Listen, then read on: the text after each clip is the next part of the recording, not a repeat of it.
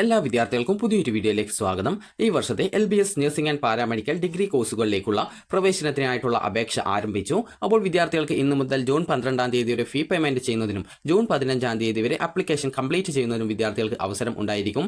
അതായത് ഈ ഒരു അപേക്ഷയിൽ 3 സ്റ്റെപ്പുകളാണുള്ളത്. അതായത് ആദ്യത്തെ സ്റ്റെപ്പ് എന്ന് പറയുന്നത് നിങ്ങളുടെ പേഴ്സണൽ ഡീറ്റെയിൽസ് നൽകുക എന്നുള്ളതും രണ്ടാമത്തെ സ്റ്റെപ്പ് എന്ന് പറയുന്നത് ഈ ഒരു ഫീ പേയ്മെന്റ് ചെയ്യുക എന്നുള്ളതുമാണ്. SSC ST കാറ്റഗറി ഉള്ളവർക്ക് 400 രൂപയും അതുപോലെ തന്നെ മറ്റ് കാറ്റഗറിയിലുള്ള വിദ്യാർത്ഥികൾക്കും അതുപോലെ സർവീസ് കോട്ട കാൻഡിഡേറ്റ്സിനും ഈ ഒരു 800 രൂപയുമാണ് ഫീസായിട്ട് വരിക. അതുപോലെ തന്നെ ഈ ഒരു ഫീസ് അടക്കാനുള്ള ലാസ്റ്റ് ഡേറ്റ് ആണ് ജൂൺ 12 എന്ന് പറയുന്നത്.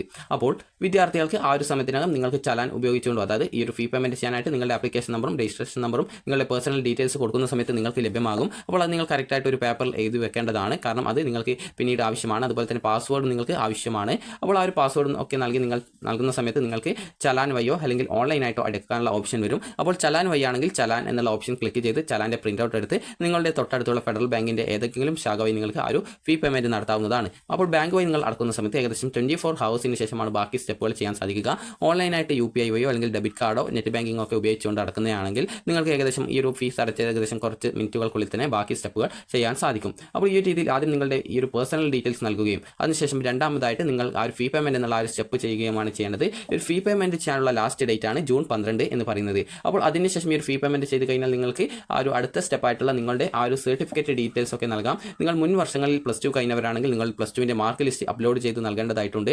അതുപോലെ തന്നെ വിദ്യാർത്ഥികൾക്കുള്ള റിസർവേഷൻ ആയിട്ടുള്ള ഡോക്യുമെന്റുകളായിട്ടുള്ള അതായത് അപേക്ഷ നൽകാനായിട്ട് വേണ്ട ഡോക്യുമെന്റ്സ് എന്ന് പറയുന്നത് നിങ്ങളുടെ SSLC സർട്ടിഫിക്കറ്റിന്റെ ഒരു കോപ്പി, അതുപോലെ തന്നെ നിങ്ങളുടെ ഈ ഒരു ഫോട്ടോ, അതുപോലെ തന്നെ സിഗ്നേച്ചർ, അതുപോലെ മൊബൈൽ നമ്പർ, ഇമെയിൽ ID, അതുപോലെ തന്നെ റിസർവേഷൻ തെളിയിക്കുന്നതിനായിട്ട് അതുപോലെ മൊബൈൽ നമ്പറും ഇമെയിൽ ID കൊടുക്കുന്ന സമയത്ത് നിങ്ങളുടെ തന്നെ കൊടുക്കുക. അതുപോലെ തന്നെ കട്ടായി പോകുന്ന മൊബൈൽ നമ്പറോ അല്ലെങ്കിൽ അതായത് പല വിദ്യാർത്ഥികളും ചിലപ്പോൾ അപ്ലൈ ചെയ്ത ശേഷമായിരിക്കും ആ ഒരു സിം കട്ടായി പോയി എന്നൊക്കെ പറയാറുള്ളത്. അപ്പോൾ അതുകൊണ്ട് തന്നെ വിദ്യാർത്ഥികൾ ശ്രദ്ധിക്കേണ്ടത് ഈ ഒരു അലോട്ട്മെന്റ് പ്രോസസ്സ് കംപ്ലീറ്റ് ചെയ്യുന്നതുവരെ എങ്കിലും ആക്ടിവേഷൻ ആയിട്ടുള്ള മൊബൈൽ നമ്പർ ആയിരിക്കണം കൊടുക്കേണ്ടത്. അതുപോലെ ഇമെയിൽ ID യും നിങ്ങൾക്ക് മെസ്സേജൊക്കെ ആക്കാൻ പറ്റുന്ന മെയിൽ ID ആണോ എന്നുള്ള കാര്യം പ്രത്യേകം ശ്രദ്ധിക്കുക. അപ്പോൾ ഇതൊക്കെ ചെക്ക് ചെയ്ത ശേഷം നിങ്ങൾ ആ ഒരു ഡീറ്റെയിൽസ് ഒക്കെ നൽകിയിട്ട് നിങ്ങൾ ചെയ്യേണ്ടത് അടുത്തതായിട്ട് നിങ്ങൾക്ക് വേണ്ടത് റിസർവേഷൻ ഡോക്യുമെന്റുകളാണ്. SCBC അതായത് SCBCയിൽ OBC കാറ്റഗറി ഒക്കെ അതായത് SCBCയിൽ നിരവധി കാറ്റഗറി ഉണ്ട്. അതായത് OBH അതുപോലെ തന്നെ OBC അതുപോലെ ഉള്ള കുറേ കാറ്റഗറി ഉണ്ട്. അപ്പോൾ അതൊക്കെ ഈ ഒരു SCBCയിൽ പെടുന്നതാണ്. അതുപോലെ തന്നെ OEC കാറ്റഗറിയുള്ള വിദ്യാർത്ഥികൾ എന്നിവർക്ക് നിങ്ങൾക്ക് റിസർവേഷൻ കിട്ടുന്നതിനായിട്ട് ഈ ഒരു അതായത് നിങ്ങൾക്ക് വേണ്ട ഡോക്യുമെൻ്റാണ് non creamy layer certificate. Non creamy layer സർട്ടിഫിക്കറ്റിൻ്റെ വാലിഡിറ്റി 1 വർഷമാണ്. അതുപോലെ തന്നെ വിദ്യാർത്ഥികൾക്ക് SSC ST കാറ്റഗറി ഉള്ളവരാണെങ്കിൽ നിങ്ങൾക്ക് കമ്മ്യൂണിറ്റി സർട്ടിഫിക്കറ്റ് ആണ് കിട്ടുക. അപ്പോൾ അത് തഹസിൽദാർ നൽകുന്ന സർട്ടിഫിക്കറ്റ് ആയിരിക്കണം. അപ്പോൾ ഈ ഒരു സർട്ടിഫിക്കറ്റിൽ നിങ്ങൾക്ക് അതായത് അക്ഷയ വഴി അപേക്ഷിച്ചാൽ മതി നിങ്ങൾക്ക് ആ ഒരു സർട്ടിഫിക്കറ്റ് കിട്ടുന്നതാണ്. ഓൾറെഡി കീമിന് അപ്ലൈ ചെയ്ത വിദ്യാർത്ഥികളാണെങ്കിൽ നിങ്ങൾക്ക് ഈ ഒരു സർട്ടിഫിക്കറ്റ് ഓൾറെഡി നിങ്ങളുടെ കയ്യിൽ ഉണ്ടാകും. അപ്പോൾ വാലിഡിറ്റി ഈ ഒരു കമ്മ്യൂണിറ്റി സർട്ടിഫിക്കറ്റിൻ്റേത് 3 വർഷമാണ് കമ്മ്യൂണിറ്റി സർട്ടിഫിക്കറ്റിൻ്റെ വാലിഡിറ്റി ഉണ്ടാവുക. അതുപോലെ കാസ്റ്റ് സർട്ടിഫിക്കറ്റിൻ്റെ വാലിഡിറ്റിയും 3 വർഷമാണുള്ളത്. അപ്പോൾ അതുകൊണ്ട് തന്നെ വിദ്യാർത്ഥികൾ ആ ഒരു സർട്ടിഫിക്കറ്റുകൾ അതായത് ഈ ഒരു അക്ഷയ വഴി അപേക്ഷിക്കുക, കയ്യിലുണ്ടെങ്കിൽ അത് യൂസ് ചെയ്യാവുന്നതാണ്. അപ്പോൾ ഈ ഒരു വാലിഡിറ്റി കഴിഞ്ഞിട്ടില്ല എന്നുള്ള കാര്യം പ്രത്യേകം ഓർക്കുക, ശ്രദ്ധിക്കുക. അതുപോലെ തന്നെ നിങ്ങൾ ഈ ഒരു അതായത് EWS അത് ജനറൽ കാറ്റഗറിയിലുള്ളവർക്ക് റിസർവേഷൻ കിട്ടുന്നതിനായിട്ട് EWS സർട്ടിഫിക്കറ്റ് ആണ് വേണ്ടത്. അപ്പോൾ EWS സർട്ടിഫിക്കറ്റ് വില്ലേജ് ഓഫീസിൽ നിന്നും തരുന്നതാണ്. അപ്പോൾ നേരത്തെ പറഞ്ഞ SC ST കാറ്റഗറിയിലുള്ളവർക്ക് ആ ഒരു അതായത് കമ്മ്യൂണിറ്റി അല്ലെങ്കിൽ കാസ്റ്റ് സർട്ടിഫിക്കറ്റ് തഹസിൽദാർ നൽകുന്ന സർട്ടിഫിക്കറ്റ് ആയിരിക്കണം. അതുപോലെ തന്നെ നിങ്ങൾ വാങ്ങിക്കുന്ന ഏതൊരു സർട്ടിഫിക്കറ്റ് ആയാലും സ്റ്റേറ്റ് എഡ്യൂക്കേഷണൽ പർപ്പസിനുള്ളതായിരിക്കണം. നിങ്ങൾ സർട്ടിഫിക്കറ്റ് നോക്കുന്ന സമയത്ത് അതായത് നിങ്ങളിപ്പോൾ കീമിന് അപ്ലൈ ചെയ്യുന്ന സമയത്ത് തയ്യാറാക്കിയ ആ ഒരു സർട്ടിഫിക്കറ്റിൻ്റെ മുകളിൽ സ്റ്റേറ്റ് എഡ്യൂക്കേഷണൽ പർപ്പസ് എന്നാണെങ്കിൽ അത് നിങ്ങൾക്ക് ഉപയോഗപ്പെടുത്താവുന്നതാണ്. അതുപോലെ NEET JEE ഇതുപോലുള്ള എക്സാമിനേഷൻ്റെ സർട്ടിഫിക്കറ്റ്സ് എന്ന് പറയുന്നത് സെൻട്രൽ പർപ്പസിനുള്ള സർട്ടിഫിക്കറ്റാണ്, സെൻട്രൽ എഡ്യൂക്കേഷൻ പർപ്പസിനുള്ളതാണ്. അപ്പോൾ അത് നിങ്ങൾ ഉപയോഗിക്കാനായിട്ട് പാടുള്ളതല്ല. അതുപോലെ തന്നെ സെൻട്രൽ ജോബ് പർപ്പസ് അത് സ്റ്റേറ്റ് ആയാലും ജോബ് പർപ്പസ് ഉണ്ട്. അപ്പോൾ ആ ഒരു രീതിയിൽ ഉണ്ടാവരുത്.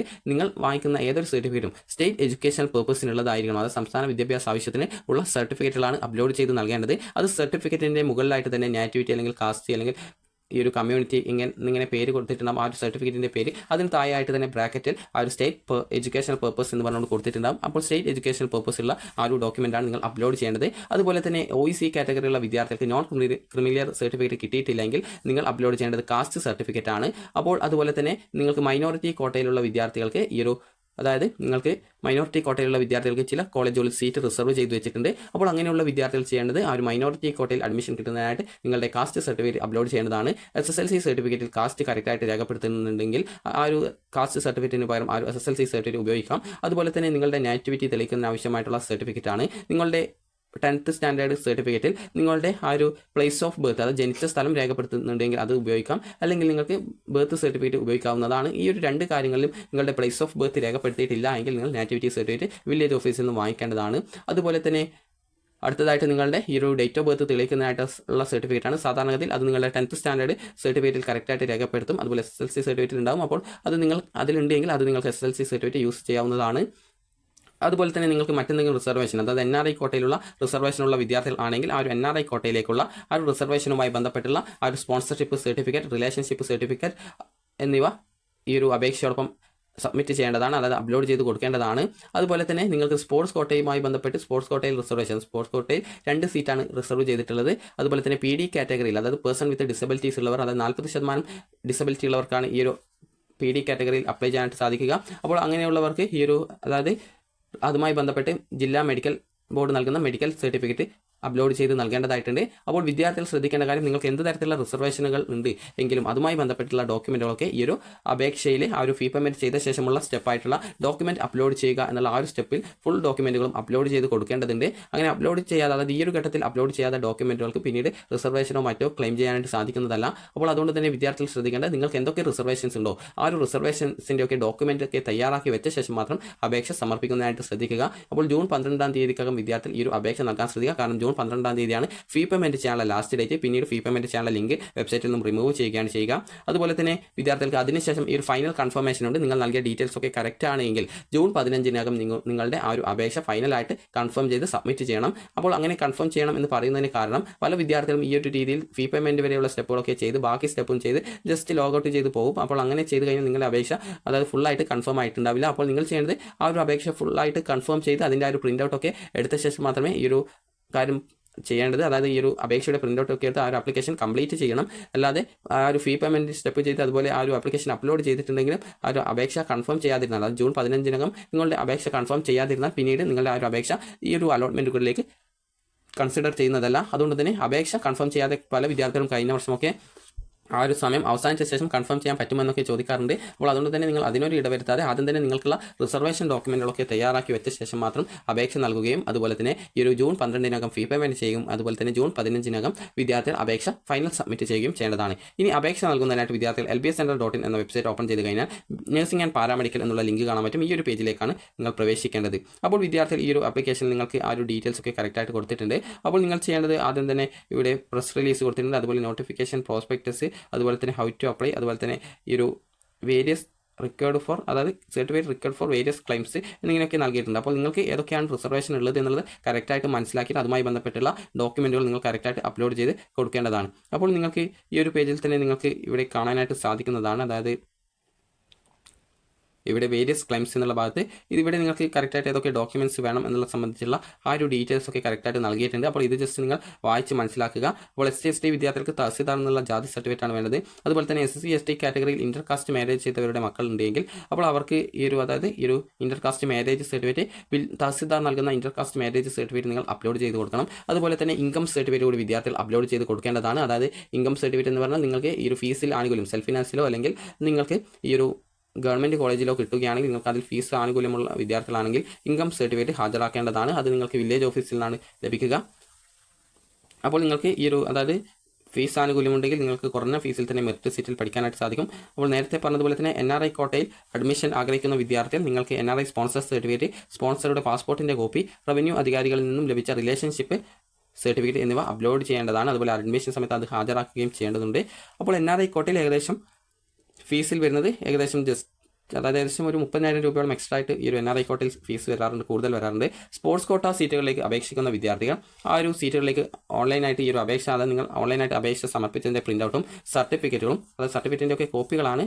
അപ്പോൾ സർട്ടിഫിക്കറ്റും Kerala state sports council Thiruvananthapuram 695 അതുപോലെ 001 എന്ന ആ ഒരു അഡ്രസ്സിലേക്ക് അപേക്ഷാ സമർപ്പണത്തിൻ്റെ അവസാന തീയതിക്ക് മുമ്പായിട്ട് അയച്ചു കൊടുക്കണം. അല്ലാതെ പക്ഷം അപേക്ഷ സമർപ്പിച്ച ആ ഒരു സ്പോർട്സ് കോട്ട, അതായത് അല്ലെങ്കിൽ നിങ്ങളെ സ്പോർട്സ് കോട്ട സീറ്റുകളിലേക്ക് പരിഗണിക്കുന്നതല്ല. അപ്പോൾ അത് അക്കാദമി വിദ്യാർത്ഥികൾ പ്രത്യേകം ശ്രദ്ധിക്കുക. സ്പോർട്സ് കോട്ടയിൽ അഡ്മിഷൻ ലഭിക്കുന്നതിനായിട്ട് ഈ ഒരു കാര്യം ശ്രദ്ധിക്കേണ്ടതാണ്. അപ്പോൾ നിങ്ങൾ ഇതൊക്കെ കറക്റ്റായിട്ട് വായിച്ച് മനസ്സിലാക്കിയ ശേഷം മാത്രം അപേക്ഷ കൊടുക്കുക. കാരണം പിന്നീട് ആവശ്യമുള്ള അത് ഏതെങ്കിലും ഡോക്യുമെൻറ്റ് വിട്ടുപോയിട്ടുണ്ടോ എന്ന് പറഞ്ഞു കഴിഞ്ഞാൽ പിന്നീട് നിങ്ങൾക്ക് അപ്ലോഡ് ചെയ്ത് കൊടുക്കാനായിട്ട് പറ്റില്ല. അപ്പോൾ അതുകൊണ്ട് തന്നെ നിങ്ങൾക്ക് വേണ്ട റിസർവേഷൻ്റെ എല്ലാ ഡോക്യുമെൻറ്റുകളും നിങ്ങളുടെ കയ്യിലുണ്ട് എന്നുള്ള കാര്യം ഉറപ്പുവരുത്തിയ ശേഷം മാത്രം അപേക്ഷിക്കുക. അല്ലാതെ ഇന്ന് തന്നെ പോയിട്ട് അപേക്ഷിക്കണമെന്ന് പറയുന്നില്ല. അതുപോലെ തന്നെ നിങ്ങൾക്ക് ഈ ഒരു നോൺ ക്രിമിനൽ സർട്ടിഫിക്കറ്റിന് 1 ഇയറും കമ്മ്യൂണിറ്റി അല്ലെങ്കിൽ മൈനോറിറ്റി സർട്ടിഫിക്കറ്റിന് 3 ഇയറും അതുപോലെ ഇൻകം അല്ലെങ്കിൽ EWS സർട്ടിഫിക്കറ്റിന് 1 ഇയറുമാണ് വാലിഡിറ്റി ഉണ്ടാവുക. അതുപോലെ തന്നെ കമ്മ്യൂണിറ്റി സർട്ടിഫിക്കറ്റ് മൈനോറിറ്റി സർട്ടിഫിക്കറ്റ് വ്യത്യസ്തമാണോ എന്ന് ചോദിച്ചിട്ടുണ്ടായിരുന്നു. നിങ്ങൾക്ക് പല കോളേജിലും അതായത് കമ്മ്യൂണിറ്റി കോട്ടയിൽ അതായത് മൈനോറിറ്റി കോട്ടയിൽ സീറ്റ് റിസർവ് വെച്ചിട്ടുണ്ടാവും. അപ്പോൾ ആ ഒരു സീറ്റിലേക്ക് പ്രവേശനം ലഭിക്കാനായിട്ട് നിങ്ങൾ കാസ്റ്റ് സർട്ടിഫിക്കറ്റ് അപ്ലോഡ് ചെയ്ത് കൊടുക്കുക, അല്ലെങ്കിൽ കമ്മ്യൂണിറ്റി സർട്ടിഫിക്കറ്റ് അപ്ലോഡ് ചെയ്ത് കൊടുക്കുക.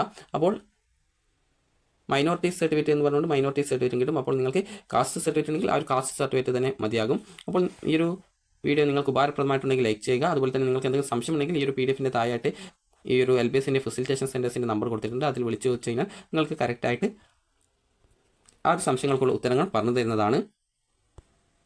അപ്പോൾ ഇനി എങ്ങനെ രജിസ്ട്രേഷൻ ചെയ്യാം എന്നുള്ള ഭാഗമാണ്. അപ്പോൾ നിങ്ങൾ ആദ്യം തന്നെ പോയിട്ട് രജിസ്ട്രേഷൻ ചെയ്യേണ്ട, നിങ്ങൾ സ്വന്തമായിട്ട് നിങ്ങൾക്ക് അപ്ലൈ ചെയ്യാം. നേരത്തെ പറഞ്ഞതുപോലെ തന്നെ ആവശ്യമായിട്ടുള്ള ഡോക്യുമെൻറ്റ്സ് ഒക്കെ തയ്യാറാക്കി വെച്ച ശേഷം മാത്രമേ ഈ ഒരു അപേക്ഷ നൽകേണ്ടതുള്ളൂ. അപ്പോൾ ആദ്യം തന്നെ ഈ ഒരു സൈഡിലായിട്ട് 3 ലൈൻസ് കാണാം. അപ്പോൾ ന്യൂ രജിസ്ട്രേഷൻ എന്നുള്ളത് ക്ലിക്ക് ചെയ്യുകയാണ് ചെയ്യേണ്ടത്. ആദ്യം നിങ്ങളുടെ പേഴ്സണൽ ഡീറ്റെയിൽസ് ഒക്കെ കൊടുക്കേണ്ടതായിട്ടുണ്ട്. അപ്പോൾ ഇവിടെ ക്ലിക്ക് ചെയ്യുന്ന സമയത്ത് ന്യൂ കാൻഡിഡേറ്റ്സ്, അപ്പോൾ നിങ്ങളുടെ ഇനീഷ്യൽ കൂടി അതായത് നിങ്ങളുടെ പേര് കൊടുത്ത ശേഷമാണ് ഇനീഷ്യൽ കൊടുക്കേണ്ടത്. അപ്പോൾ നിങ്ങളുടെ പേര് ഉദാഹരണത്തിന് അതായത് ജസ്റ്റ് നമുക്ക് അമൽ എന്ന് നോക്കാം. അതായത് അമൽ എന്നാണെങ്കിൽ നിങ്ങൾ ചെയ്യേണ്ടത് അമൽ, അതിനുശേഷം സ്പേസ് ഇട്ടിട്ട് നിങ്ങളുടെ ഇനീഷ്യൽ എന്താണോ അത് കറക്റ്റായിട്ട് കൊടുക്കുക. അപ്പോൾ ഈ രീതിയിൽ നിങ്ങളുടെ പേര് എന്താണോ അതിനനുസരിച്ച് നിങ്ങൾ ആ ഒരു പേര് കറക്റ്റായിട്ട് കൊടുക്കുക. അതുപോലെ തന്നെ ഹൗസ് നെയിം അല്ലെങ്കിൽ നമ്പർ, അതുപോലെ സ്ട്രീറ്റ്, പ്ലേസ്, അതുപോലെ ഡിസ്ട്രിക്റ്റ് ഏതാണ് അത് സെലക്ട് ചെയ്ത് കൊടുക്കുക. അതുപോലെ തന്നെ സ്റ്റേറ്റ് കേരള ആണെങ്കിൽ അത്, അല്ലെങ്കിൽ മറ്റേതെങ്കിലും സ്റ്റേറ്റ് ആണെങ്കിൽ അത് സെലക്ട് ചെയ്ത് കൊടുക്കുക. അതുപോലെ തന്നെ പോസ്റ്റ് ഓഫീസ്, അതുപോലെ പിൻകോഡ്, അതുപോലെ തന്നെ മൊബൈൽ നമ്പർ, അത് SMS ഒക്കെ കിട്ടുന്നതിനായിട്ടാണ്. അതുപോലെ തന്നെ ആൾട്ടർനേറ്റീവ്, അതായത് മറ്റൊരു മൊബൈൽ നമ്പർ കൊടുക്കുക. അടുത്തതായിട്ട് ഇമെയിൽ ID കൊടുക്കുക. അതുപോലെ തന്നെ നിങ്ങളുടെ ജെൻഡർ ഏതാണ് അത് കറക്റ്റായിട്ട് സെലക്ട് ചെയ്ത് കൊടുക്കുക.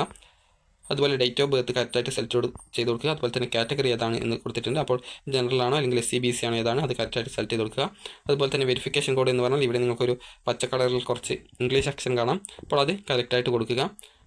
അപ്പോൾ ഇവിടെ എൻ്റർ ദ കോഡ് ഹിയർ എന്ന് പറഞ്ഞിട്ടുണ്ട്. അപ്പോൾ ആ ഒരു കോഡ് നൽകുക. ആ ഒരു കോഡ് നൽകിയിട്ട് എന്തെങ്കിലും എറർ വരികയാണെങ്കിൽ ഇവിടെയുള്ള ജസ്റ്റ് റിഫ്രഷ് ബട്ടൺ ഉണ്ട്, അത് ക്ലിക്ക് ചെയ്യുന്ന സമയത്ത് ആ ഒരു കോഡ് ചേഞ്ച് ആയിട്ട് വരും.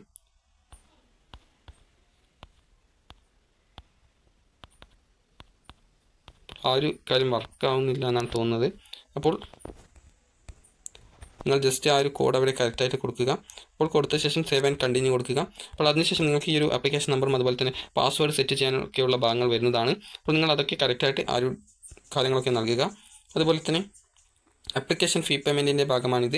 അപ്പോൾ ഈ ഒരു ഭാഗത്ത് ക്ലിക്ക് ചെയ്യുന്ന സമയത്ത് നിങ്ങളോട് ഈ ഒരു ഡീറ്റെയിൽസ് ചോദിക്കും. അതായത് ആപ്ലിക്കേഷൻ നമ്പർ, അതുപോലെ date of birth, mobile number എന്നിവ നൽകാനായിട്ട് പറയും. അപ്പോൾ അതിനുശേഷം അതൊക്കെ നൽകി നിങ്ങൾക്ക് ആ ഒരു ചലാൻ വഴിയോ അല്ലെങ്കിൽ ഓൺലൈനായിട്ടോ നിങ്ങൾക്ക് ഈ ഒരു ഫീ പേയ്മെൻ്റ് ഒക്കെ ചെയ്യാം. നിങ്ങൾ നേരത്തെ പറഞ്ഞതുപോലെ തന്നെ ആദ്യം ശ്രദ്ധിക്കേണ്ടത്, അതിനുശേഷം നിങ്ങൾക്ക് ആ ഒരു ഫീ പേയ്മെൻ്റ് ഒക്കെ കംപ്ലീറ്റ് ചെയ്ത് കഴിഞ്ഞാൽ ലോഗിൻ എന്നുള്ള ഓപ്ഷൻ ഉണ്ട്, അതിൽ ക്ലിക്ക് ചെയ്യുക. അതിനുശേഷം നിങ്ങളുടെ ഈ ഒരു ഡീറ്റെയിൽസ് അതായത് ആപ്ലിക്കേഷൻ നമ്പർ നൽകി വെരിഫൈ ചെയ്യുക. അതിനുശേഷം രജിസ്റ്റർ നമ്പറും പാസ്വേഡ് നൽകി ലോഗിൻ ചെയ്യുക. അപ്പോൾ അതിനുശേഷം നിങ്ങൾക്ക് ബാക്കി സ്റ്റെപ്പുകളൊക്കെ അതായത് നിങ്ങളുടെ ആ ഒരു ആപ്ലിക്കേഷൻ്റെ ബാക്കി സ്റ്റെപ്പുകളൊക്കെ നിങ്ങൾക്ക് കംപ്ലീറ്റ് ചെയ്യാവുന്നതാണ്. അപ്പോൾ എങ്ങനെ ഹൗ ടു അപ്ലൈ അതായത് എങ്ങനെ അപ്ലൈ ചെയ്യാമെന്നുള്ള ഡീറ്റെയിൽസ് ഒക്കെ കറക്റ്റായിട്ട് ഈ ഒരു ഹോം പേജിൽ തന്നെ നിങ്ങൾക്ക് ആ ഒരു ഡീറ്റെയിൽസ് ഒക്കെ നൽകിയിട്ടുണ്ട്. അപ്പോൾ അതൊക്കെ നിങ്ങൾക്ക് വായിച്ച് നോക്കിയാൽ തന്നെ നിങ്ങൾക്ക് സിമ്പിളായിട്ട് എങ്ങനെ അപേക്ഷിക്കാമെന്നുള്ള ആ ഒരു ഡീറ്റെയിൽസ് മനസ്സിലാക്കാവുന്നതാണ്. അപ്പോൾ വിദ്യാർത്ഥികൾ ഈ ഒരു അപേക്ഷ നൽകുന്നതിന് മുമ്പായിട്ട് നിങ്ങൾ അപേക്ഷയ്ക്ക് ആവശ്യമായിട്ടുള്ള ആ ഒരു ഡീറ്റെയിൽസ് ഒക്കെ അതായത് റിസർവേഷൻ ആവശ്യമായിട്ടുള്ള ഡോക്യുമെൻറ്റുകളൊക്കെ തയ്യാറാക്കി വെക്കുകയും അതുപോലെ തന്നെ സ്റ്റേറ്റ് പർപ്പസിനും എഡ്യൂക്കേഷണൽ പർപ്പസിനുള്ള ആ ഒരു സർട്ടിഫിക്കറ്റ്സ് ആണ് എന്നുള്ള കാര്യം ഉറപ്പുവരുത്തുകയും ചെയ്യേണ്ടതാണ്. അതുപോലെ തന്നെ എങ്ങനെയാണ് ഈ ഒരു ഓൺലൈൻ അപേക്ഷ നൽകേണ്ടത് എന്നുള്ള സംബന്ധിച്ചുള്ള ഡീറ്റെയിൽസ് ഈ ഒരു കാര്യത്തിൽ നൽകിയിട്ടുണ്ട്. അതായത് എങ്ങനെ രജിസ്ട്രേഷൻ ചെയ്യണം, അതുപോലെ ഫീസ് എങ്ങനെ അടക്കണം, അതുപോലെ തന്നെ ഈ